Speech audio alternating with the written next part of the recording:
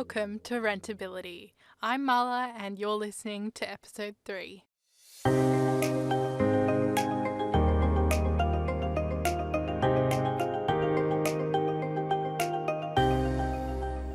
Okay, awesome. Welcome everyone. We're doing episode 3 from the floor of a room. I'm joined with James, who's Renew's Events and Communications Coordinator. There we go. Would you like to tell us sort of what you do and I guess how it links to Sustainable Renters Week, which you're organising? Yeah, so do you want me to tell you what I do at Renew or in this particular role for Sustainable Renters Week? In the role. Yeah, so at the moment, sort of Renew recognises that a lot of sustainability, especially residential sustainability, is sort of geared towards the homeowner and alterations that homeowners can make in their home to make them more comfortable, more sustainable, just all around better to live in. And Renew's acutely aware of that focus.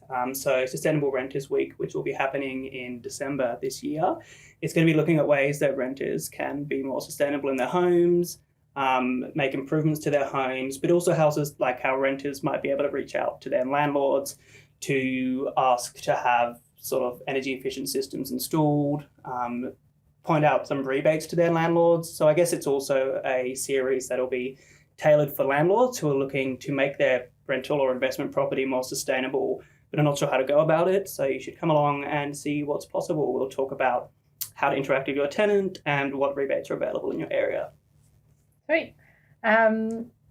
Just to sort of start off this episode, what do you sort of think about the reality of renting in Australia? Yeah, so I think Australian homes are not particularly built to cope well with the highs and lows of our ever-changing climate in Australia. And so much of the existing stock has been built to a really poor quality with really substandard insulation or no insulation sometimes. It's super drafty, and subsequently many Australians live in thermally unsuitable and unhealthy homes. And renters are definitely over proportionately affected by this because tenants are often obviously not able to make the modifications in the home that they live that would increase their thermal comfort and the home's energy efficiency, like having a split system, for example, or a efficient hot water pump. So this means that they're missing out on comfortable homes, especially compared to their counterparts, where they own their own home and they can invest in these issues. There's a real issue of equity here, I think. So ultimately, renters' livelihoods and comfort are sort of at the mercy of investors, which I think is a bit of a problematic dynamic, because investors obviously rely, renters will rely on investors to make adjustments to their home that the landlord might not feel responsible for, considering they'll potentially have to pay upfront for the improvement. It's probably important to note as well that many renters are on lower incomes, so rising energy costs are really putting people out, especially considering the energy costs constitute a higher proportion of renters' income when compared to their sort of homeowner counterparts. So this means that many people are unable to heat or cool their home to curb these weather events, I guess. So Better Renting, which is a national community-based organisation that advocates for stable, affordable and healthy homes, released a research piece earlier this year called Cold and Costly. And it's about renters' experiences over winter. So they had 75 participants that used temperature gauges in their home across Australia, all of which were renters. And I'd really encourage everyone to have a look over at betterrenting.org.au to look at this information. So basically, the World Health Organization recommends 18 degrees as the minimum for healthy indoors temperatures. But Better Renting found that Australian homes across all capitals were below the 18 degrees minimum 75% of the time over the winter period. And what Better Renting found was that for many of the participants, they don't choose between having a cold home and expensive bills. They end up having with both, basically, because many of the homes in the study were so substandard that even when people chose to run their costly and inefficient heaters, they were still unable to get warm. And I've definitely had that issue at my place too. So yeah, being a renter can definitely be pretty bleak at the moment in terms of the rising cost of living, the rights and living in a thermally appropriate, healthy and comfortable home. I think what people do need to realise is that this is an entirely solvable issue. We just need the political will, and I'm not sure we have that at the moment. No, yeah, I think because I spoke to Bernie in last week's episode, last episode. Yeah, she also mentioned that, we don't have, yes, the minimum standards are great, but they're not enough to be sort of securing that comfort that renters need. Totally. But is that sort of more of a question about what landlords should be responsible for some sort of, I guess, equity and, making sure the renters are actually comfortable in their own home? Or is that more, sort of a government thing? Like what would you say about that? Yeah, it's a really interesting question. I guess it depends on whether or not you can rely on somebody who's making an investment to essentially limit the potential output of that investment for the benefit of someone else that's involved in that investment. But the question is certainly one that keeps on coming up. Do you have a broader responsibility to those that are involved in or affected by your investments? And should people do the right thing, even if it means a little out of pocket? I think that Australia is a country that historically values equity. So if you look at our education, health and welfare systems, it's something that Australians think is really important to our national interest and our way of life. It's really embedded into the Australian psyche, I think. So I think it's my opinion that when asking ourselves questions like this, like whether or not a landlord has a responsibility or a duty of care over its tenants to provide that comfort in the home, that thermal efficiency, we should step back and ask ourselves, what kind of country or society do we want to live in and how does this align? And if we want to live in a society where people have access, a comfortable home, if people have access to a comfortable home, even if they can't afford it, then we sort of need to be taking, I think, government steps to ensure that this is possible. I unfortunately don't think we can solely rely on sort of the market and people's ethical investments to bring us through. I think we require legislation. And so if we do require the legislation, then we have to, I think we sort of have like a duty of care to work towards that goal. Yeah. Yeah, that's what Rob said as well, is that we can't rely on the market because obviously nothing's changing or happening. Totally. Minimum benefit, I know there's some work being done in Victoria, but minimum standards are really not improving anywhere else over the country. Yeah. And the minimum standards themselves are still super low. Like the energy efficiency ratings that are required are so low that I don't even think that lots of appliances anywhere builds to that level anymore. So it's kind of it's a bit silly, I think, and requires government intervention.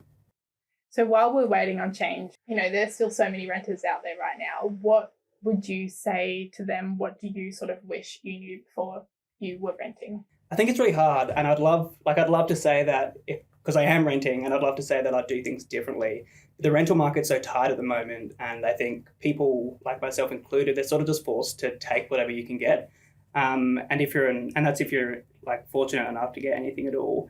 I read online the other day, Australia's rental vacancy rate is 1%, when usually you need to have it at 3 or 4% to have a healthy operating rental market. I think that was some work that Per Capita did.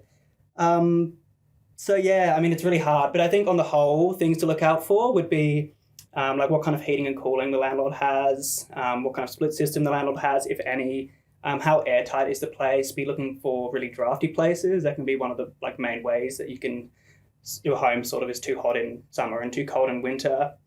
Look for ceiling fans. Does it have huge glazed windows that look really pretty but are probably too inefficient and let out too much heat and energy? How does the air conditioning system run? That's what I'll be looking at it for anyway. Yeah. And what are your, I guess this is sort of similar, but what are your top tips for renters to save money? Because obviously we can't go put in insulation. Totally. Change the windows. Totally.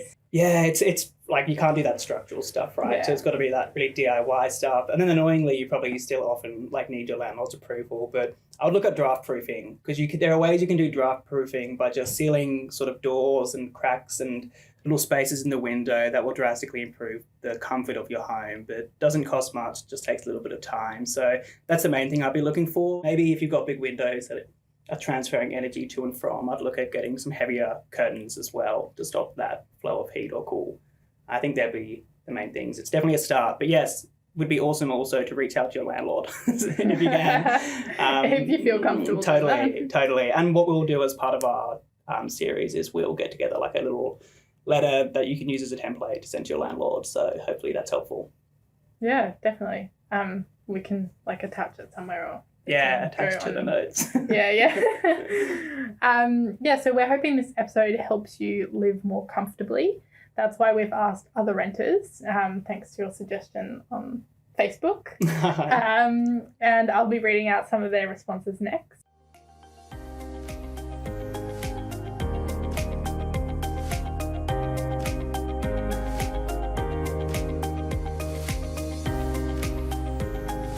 So majority of these posts or answers were anonymous, so I'm not going to read out their names, but someone said the single most important thing a renter can do is check their energy efficient appliances before signing a rental agreement and avoid renting inefficient homes.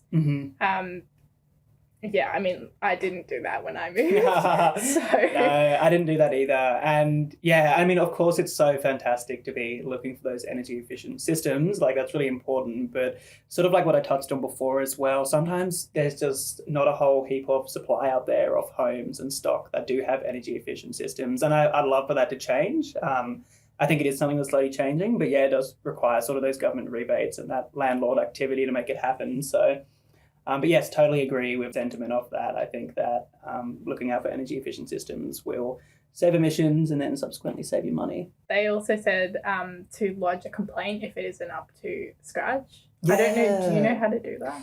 I would say it depends on where you are. Like in Victoria, we have VCAT where you'd be able to lodge a complaint through. But every state and territory has its own sort of government body that oversees those sorts of complaints. So I'd just look on your government pages and stuff to see where that's from. But yeah, there's a set of, and I can't think of it from the top of my head, but there's a set of minimum requirements that all rentals need to have. And it's not just based on sort of thermal efficiency requirements, it's based on everything. So probably good to look over that if you think that it might be in breach, just to get a better understanding of what your rights might be.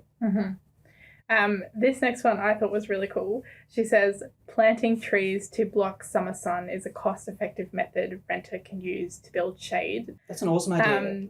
But yeah, because it sort of combines the whole like design, like planting the trees. Whole thing. That sounds like a very wholesome thing to do. Yeah, I guess if you're especially if you're living in a home, shading your windows is such a good way to relieve some of that heat in the summer, I think. So that'd be nice. I guess you've got to be in the rental long enough though to see it come to fruition. That's true. And sometimes Australia doesn't have the best record for long rentals, but love that idea. A big thing that was all across the board was sort of going off gas and kind of getting a smart meter or something to measure your electricity costs. Totally. And someone door knocked at my place semi-recently. They've been contracted by the government to provide homes with free smart meters so you can check energy usage. And I found it really useful to find out what appliances of mine are consuming so much energy. Sometimes it's things you don't even think would, like a toaster or something like that, which it wasn't my case. So definitely a lot of government. I think the federal government actually have a scheme at the moment where you can apply for a free electricity smart meter reader. So I'd recommend doing that if you're interested. It can be really helpful. Another thing that someone has said is to purchase your own thermal blockout curtains, although they say that it should be supplied by landlords. Yeah, totally. If it's not an option or if your landlord's not sort of willing to provide one, I think it's a really fantastic way to keep your home at a comfortable temperature. I don't know where sells them. I can imagine Spotlight, but I don't know, Spotlight. Is that a bit too generic? No. I shouldn't shame any company. They're not sponsored by Spotlight. I feel like that's Yeah, I don't know. I've never looked into... I haven't looked, But yeah, maybe we can chuck some stuff in the show. Spotlight. Everyone go to Spotlight, get your thermal curtains. Someone else has said that most of her ideas came from Renew or Sanctuary anyway, but she said all the best with the podcast. Oh, that's so nice. That's cute. I didn't have anything to do with either publication, but I can pass it along to Anna and Nathan at Sanctuary and Renew editors. So it's good to hear that you found something through the magazines. Yeah. Other people have said, obviously, draft seals around doors, those door snakes that are also really easy to make if you're, a DIY person. Totally, yeah. And you can buy really cool ones too, like ones that are like the long dogs. What are they called? I can't remember the name. Yeah. Cool designs out there. We have another person saying we put bubble wrap on our single glazed windows in the bedroom. The only thing I would say with that is that's probably really good, but I don't know how in terms of presentation. Yeah, I don't totally. know if it would... Yeah, and that kind of stuff, it's so great that these people have taken that initiative. It's kind of sad that they have to in the first place, I think. You shouldn't be having to make sort of these DIY adjustments to your windows just to keep it a nice temperature to sleep in. That shouldn't be on you to do. But it's fantastic that you went ahead and did that. I think bubble wrap is a really good insulator. Yeah. So if you need to use it, I'll go for it. But yes, landlords, you should be providing nice windows and glazed windows. That's also part of the minimum standards. So, yeah, there we are. Yeah, if you don't have a good window, I would consider going to your landlord. Yeah.